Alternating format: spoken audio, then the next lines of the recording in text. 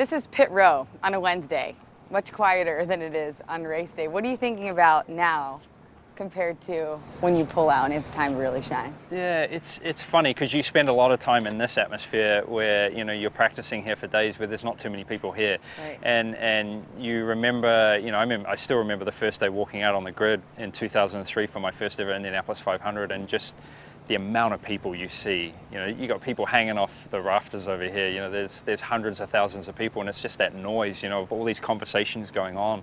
But I don't know. You try to block it out. It's kind of weird. You try to treat this race, which it is, just another race, but there's so much pressure on the line, whether it's from the sponsors or the teams or all the family members you got coming in and staying. But I don't know. It's kind of nice like this because it's nice and quiet. It's not what we're typically used to. Do you remember what you thought the very first time you raced Indy 500 when you pulled out and saw all the fans?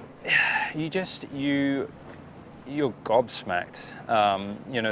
The atmosphere, and as I've said many a times, I've been to World Cups, Olympic Games, Super Bowls, walking out and seeing the sheer size of this facility and the people, it's like nothing else. This is why this event is so special and why it has continued to be for 100 years now. I think the first attendance was 85,000 people, which is crazy for 1911, and now we're 350 plus. But I don't know. I think when I first came here, I was a rookie. I didn't know what to expect, but you're just amazed, and everybody is for the first time they come here. Does it ever become more normal?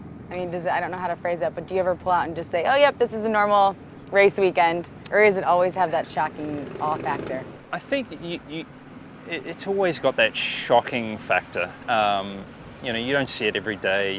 Okay, it's once a year for the last 14 years, but the cool thing for me is when you bring somebody for the first time, whether it's a family member or your sister, brother, friends, coming from little old New Zealand, and then you just see their face, the expressions that they make, and you see them texting like, "You've got to see this." Like it's just, I don't know. It's one thing if it's definitely a bucket list item, this spectacle in racing, and I don't know. For me, that's the coolest thing now is witnessing people coming for the first time.